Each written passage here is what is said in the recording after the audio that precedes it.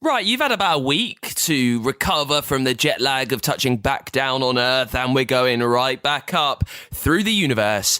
It's another episode of the Fun Kids Science Weekly. My name's Dan. This is the show where we take a look all through the universe, the galaxy, the solar system. We search out all those science secrets lurking nearby. Thank you so much for listening. Remember, if you subscribe to Fun Kids Podcast Plus, you'll get this podcast, loads more bonus stuff as well, completely ad-free. Now, this week, we're chatting to a space genius all about the world's first ever renewable spacecraft. One of the new things that lots of different companies are trying to do at the moment to make space travel more green is create reusable spacecraft that we can use over and over and over again. And Boeing have a new one called Starliner that hopefully, if everything goes all right with it, we'll be able to use it over and over again to get people to and from space. And we'll stay up floating around the galaxy and head to Deep Space High to learn all about space weather.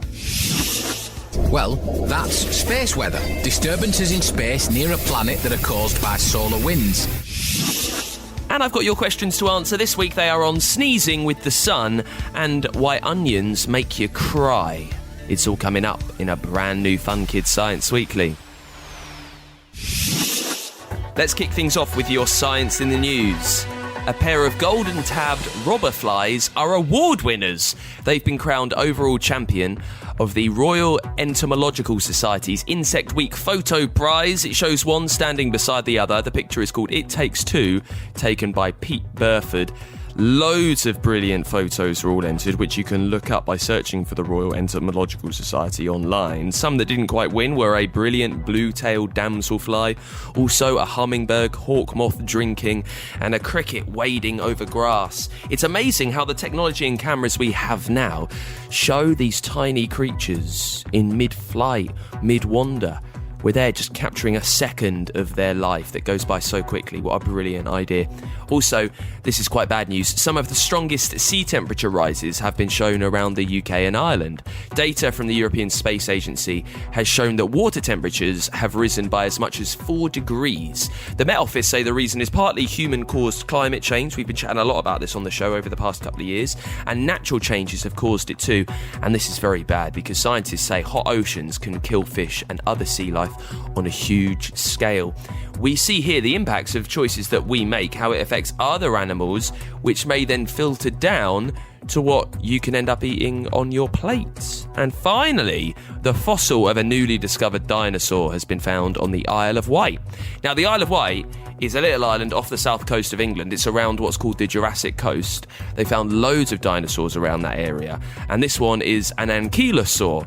Experts think it had blade-like armour. It ate only plants too.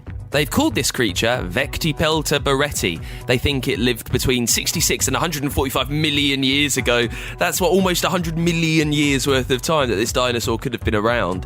How brilliant is it that even today, 2023, we are still finding completely random creatures that we knew nothing about that lived hundreds and hundreds of million years ago. I love it. All right, let's spin the wheel of the A to Z of engineering. Every week recently, we've been diving into Engineer Academy. Just before we go to another lesson at Deep Space High a little later on in the podcast. Now, at Engineer Academy, we catch up with our best mate, our engineering expert friend Engers, to learn all about engineering. What's been made, who made it, what it does, who invented it, all of that. And we've been going right the way through the alphabet from A to Z.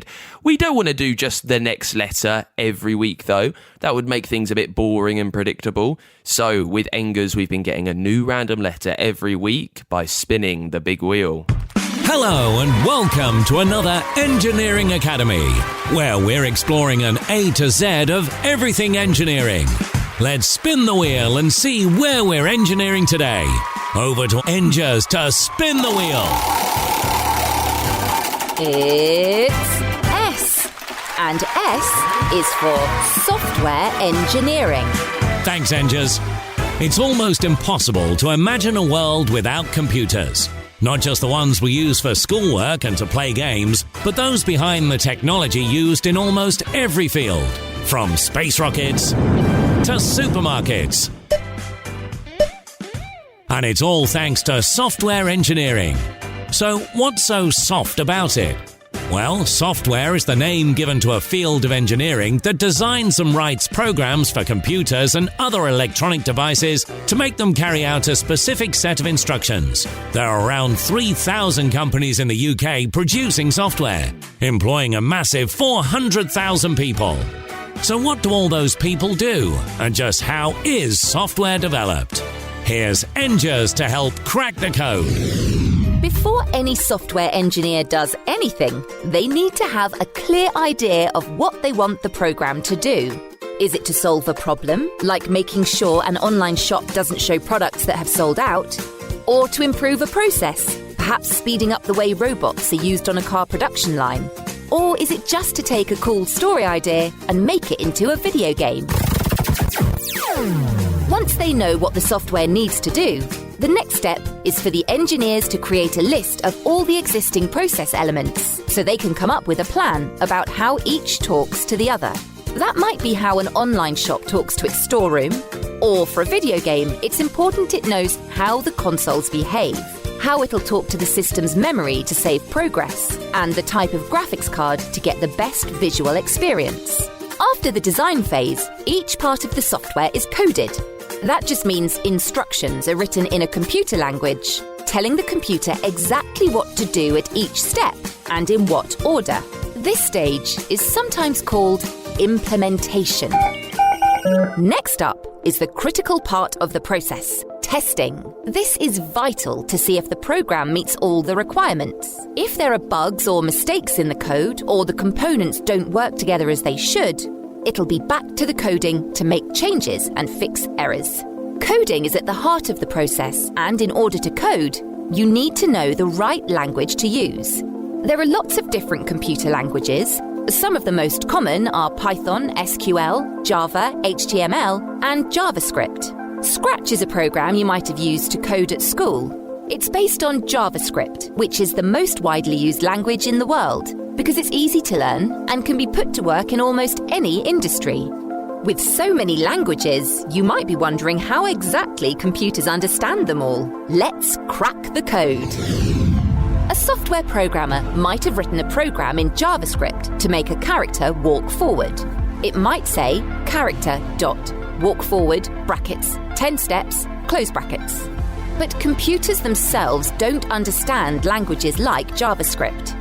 They operate using something called machine code, which is a binary-based system that carries out instructions using electronic switches being on or off. Machine code can understand what to do based on a series of steps.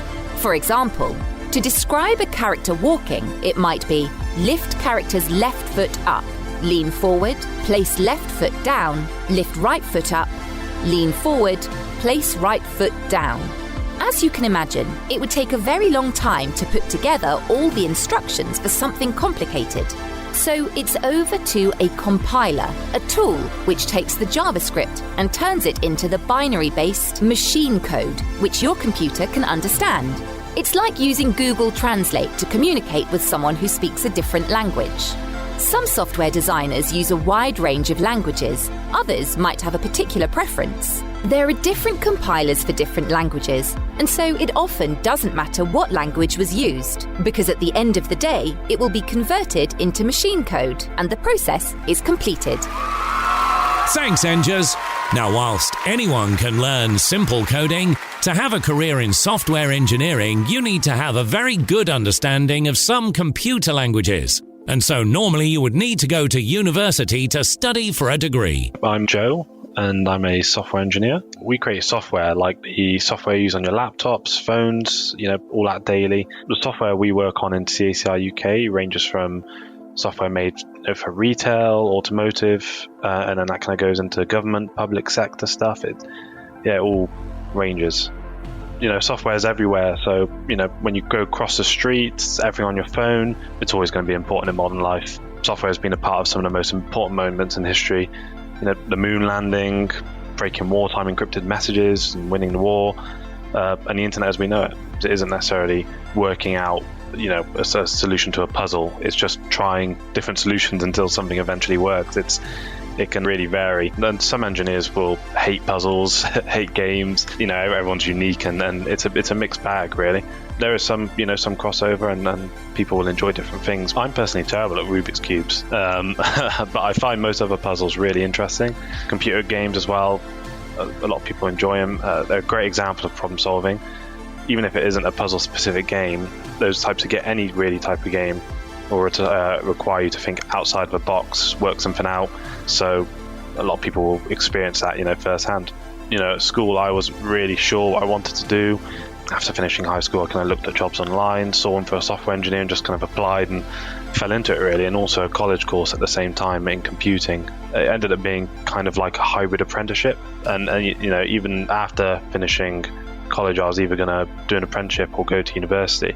I could have done either. I just went to university to do computer science. But now you really see apprenticeships really being something, a really good route to take. You get the practical experience, you get to work with people in the industry. We do apprenticeships now as well at CACI, and you'll see a lot of places doing it because it's so valuable. So the outreach stuff, we go to schools, we do workshops, we do talks. We see a lot of, from a young age, there's those stereotypes really aren't there yet. Anyone's interested. It's really good to see, young girls, boys, anything, just kind of really getting into it at a really early age as well. And they're doing stuff that I didn't do at high school, and they're doing it, right at the start of high school, sometimes even primary school age. They're learning, the basics, and it's really good to see because it's such an important thing now to just get them started early on and removing those gender stereotypes. So whatever you make could be used for 20 years, and then it could be valuable, whatever it is, just because how it gives you experience and how it can be adapted by people. People always look up code for examples, so it could always be used and could really be a value for you. I think there's a lot of useful applications to help out people in the house. There's a lot of adaptations you can make for things. So, for example, young people like to play games, but there are people who don't necessarily have the ability to play games the same way because they might, struggle with the use of their hands or not be able to hold a controller. So there's a lot of adaptations that are starting to become more popular, but something that would be really, really good is if those were more widely available and there was just a lot more different versions and kind of ways you could get those available to kids, because I think it's really important to get those kind of adaptations, and that's something that has to be programmed and made, and that's another thing a hardware engineer would have to do as well, and work with a software engineer potentially. So there's a lot of kind of collaboration and stuff that has to be involved there. There are controllers that work with one hand. There's pads that use your kind of vision, like your eye, to kind of move around a kind of control kind of scheme, like a kind of mouse cursor on the screen. There's a lot like that, and the more available, the better, really. I'm Alice, and I am also a software engineer. Yeah, so a really cool example of something that we work on is our space weather project.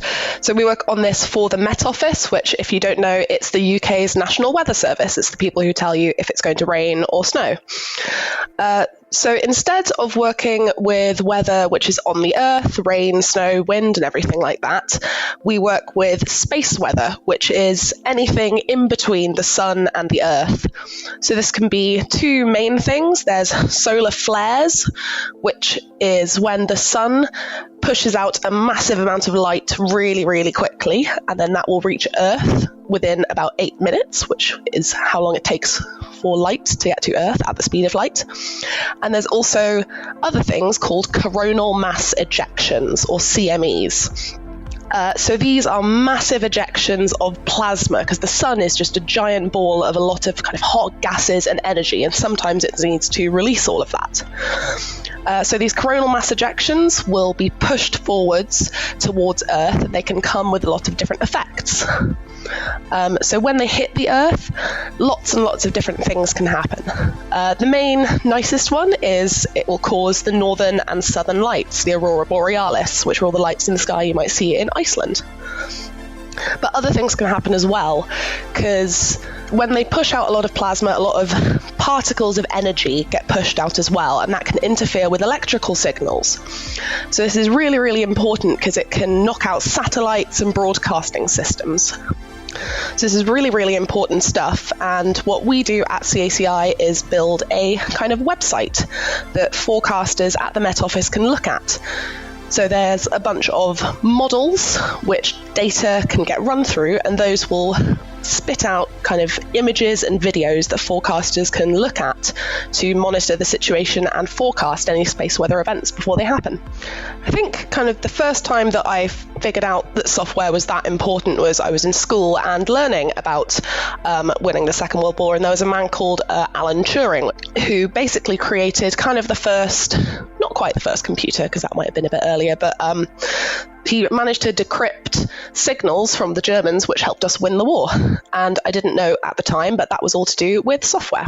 We have something called front-end and back-end engineers. So a front-end engineer would be someone who would build anything that you're interacting with. So if you would scroll through a website or go on an app on your phone, that is the front end, which they'll help build. There's also the back end, which is basically anything that you don't see. So say if you're putting something into a calculator, when you press go, the back end is what works that out, but you don't have to see that. I think kind of each front end and back end, you can be different types of problem solvers and fit kind of into those different areas depending on what you want to do. I think kind of also links to all different types of engineering. I mean, most other jobs as well, be it engineering or not, because I mean, problem solving is just trying to like overcome an obstacle in your way, which I think we do in daily life, be it, I don't know, making a cup of tea and the kettle doesn't work, or fixing anything else. I have always been quite a big fan of games and puzzles, like kind of Sudoku and anything like logic based, but I found kind of as I've grown up that my favorite puzzle solving thing, which I still consider puzzle solving, is cooking and baking. Because I mean, you'll follow through a recipe, sometimes the instructions might not work and you have to figure out what's going wrong. Did you add too much flour? Is the temperature not just right? Because your oven might not be the same as what they used when they did the recipe. So my journey into software engineering was a relatively standard one of I studied computing at school, then went to university to do computer science, and then got a job as a software engineer. My interest in software engineering and programming did actually start in a slightly different way, because at first when I was in school I thought I wanted to be a mechanical engineer. So I had selected my A-levels based on what would be best for that, and my best friend decided she wanted to do a taster lesson for computing, but then she looked at the list and saw that she would be the only girl there, and asked me to come along with her just so she wouldn't be the only girl. She said that I could sit in the back and not pay attention just so that I was there to support her. So then I turned up, sat there for the whole hour and found it incredibly interesting, and that just kind of sparked my interest. So I decided to swap out one subject and then ended up loving it so much over the course of 2 years that I ended up doing it for university. So I think something I'm really excited about and I think could be used really well in the next 20 years is something called machine learning. So machine learning is a way of teaching computers things kind of like how humans learn. So if you show a computer an image of a cat, it will, and you tell it it's a cat, of course it knows it's a cat. If you then show it a second image of a cat, it won't really know what it is because it can't remember and it doesn't learn. So machine learning is the process of, say, shoving several thousand images of cats, dogs, and birds at a computer and letting it learn what they look like. So I think the applications of this could be absolutely huge, and it's still being developed, but I don't know, some things I can think of it being used for could be even small personal things in the house. A computer could learn what you like to cook, what you like to have for breakfast, and maybe start adding things to your shopping list before they go down because it knows that you want to buy them again. And then it also has much bigger applications. It could be used in like healthcare. So a computer could learn kind of the signs and symptoms of something, and maybe using your past medical history, figure out if something is going to happen before it does. And that's our take on the letter S. It's been sensational. If you'd like to check out some other types of engineering, why not check out structural, safety, supply, or even space engineering? Engineer Academy, created with support from the Royal Academy of Engineering. If you would like to find out more about the A to Z, visit funkidslive.com/engineer.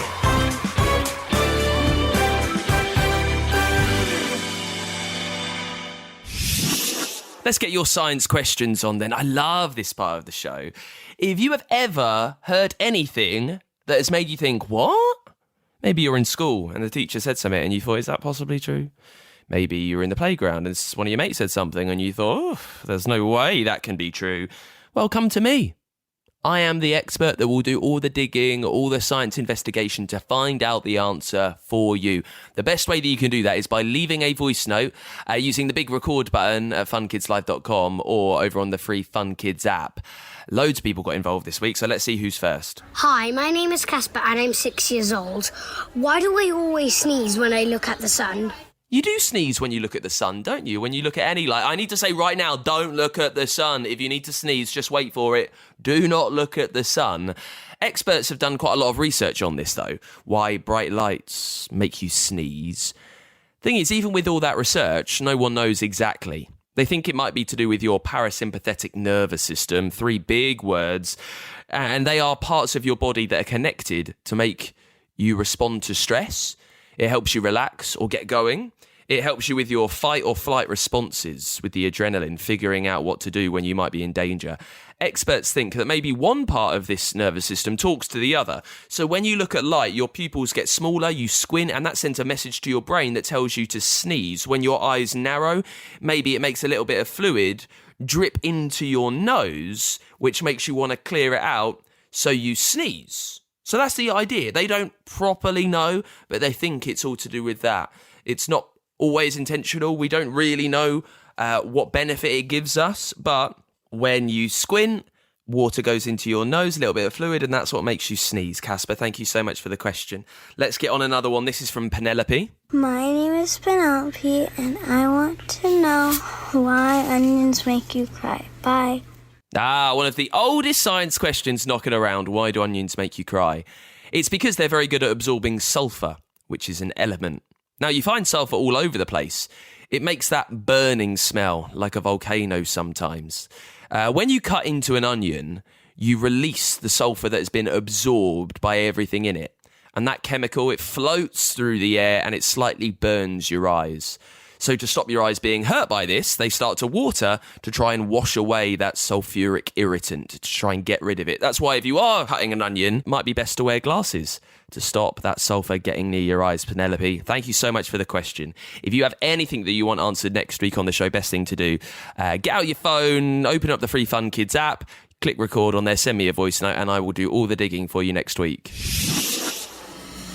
It's time for this week's Dangerous Dan. And we've been looking recently, haven't we, at creatures with very strange ways of defending themselves. Today, we are heading into the sky to look at the Eurasian roller.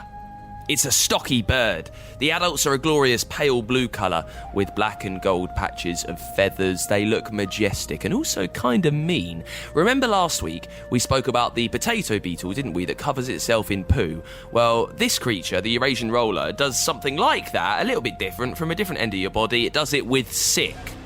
When a baby roller is in the nest and senses a predator nearby, they do something extremely disgusting. They cover themselves with their own vomit. And they roll around in it. They get it everywhere. It makes them look and smell disgusting, which means they're much less likely to be eaten because they look so gross. So that kind of wards the predator away, but it's much more useful. The parent will smell the rank, sick stink wherever it is, and they will know that something is wrong, and it makes them realise their baby in danger. It's like a way of talking. They make the sick, they cover it with themselves, that lets their mum or dad know, look, there's a big creature here that wants to eat me. So the grown-up flies back to defend their offspring from predators, maybe like bigger birds. It is disgusting, it looks and smells awful, but it helps them to survive, and it's a brilliant way of defending themselves, which means the Eurasian roller goes straight onto our Dangerous Dan list.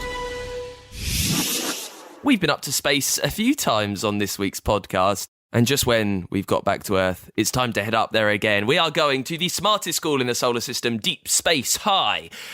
Recently, we've learned about Mars and robots, and we're starting a new series now. It's all about weather up on Deep Space High. We're catching up with Professor Pulsar, Stats, Quark, Sam, all pupils at the school. We're finding out that, like the weather on Earth, which changes all the time, space weather does it too, but maybe a bit more dramatically. Deep Space High, Intergalactic Weather Watch. Jump into a wormhole and travel to Deep Space High, the school in space. But hurry, because lessons are about to begin.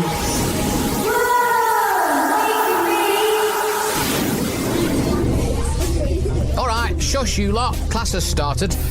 Oh, Quark, you're dripping all over the floor. Did you get caught in a storm in the wormhole? No, I've just got a terrible cold.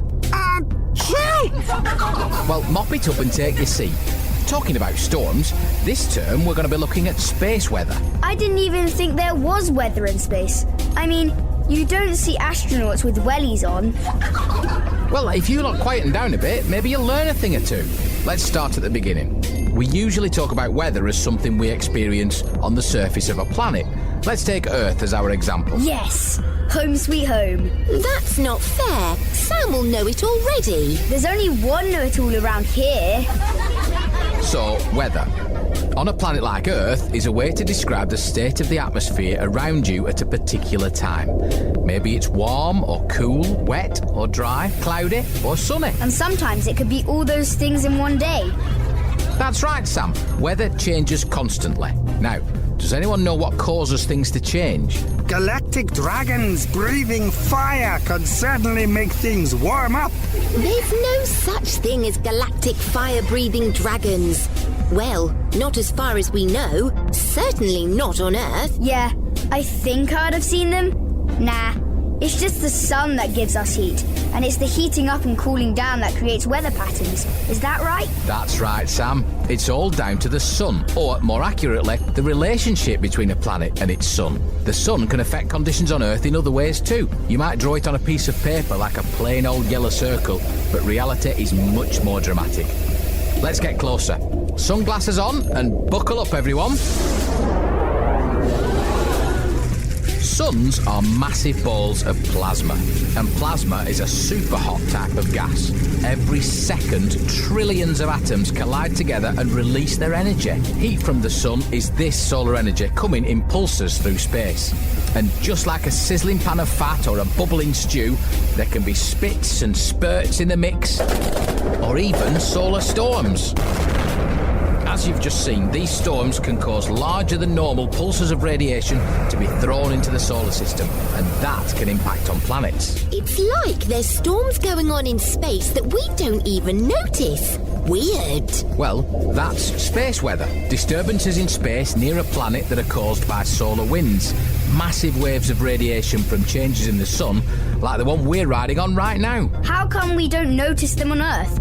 I feel like if I looked up in the sky, I should be seeing all these crazy waves of fire or something. Well, radiation is invisible to the human eye for starters. But here's the thing, Sam. Space weather absolutely can affect life on Earth. Those massive pulses of radiation can affect energy supplies, navigation signals, and even computers. So, if there was a massive solar storm, might the internet go down? Never mind the internet. The power supply across a whole continent might go down. Just imagine how that would affect life on Earth. Fortunately, very large storms are pretty rare, and the sun tends to have a cycle of activity, which means we can have an idea when a large storm might be coming. We're going to be finding out a lot more about space weather in the next few lessons. Hey, sir, what goes up when the rain comes down? An umbrella. Oh, Quark. I need an umbrella when you're around. Class dismissed. Deep Space High, Intergalactic Weather Watch. With support from the Science and Technology Facilities Council. Find out more at funkidslive.com/space. And that is it for this week's Fun Kids Science Weekly. We will be back next week on the podcast. If you have enjoyed any of the shows you've heard so far, you can get loads more. Google, Apple, Spotify, wherever you get your shows. They're on the free Fun Kids app and at funkidslive.com too. You can hear even more podcasts, exclusive bonus episodes. You can get all of them ad-free, all of your favourite shows by subscribing over at Fun Kids Podcasts Plus. And Fun Kids, we are a children's radio station from the UK. Listen all over the country on your DAB digital radio, on the free Fun Kids app and at funkidslive.com.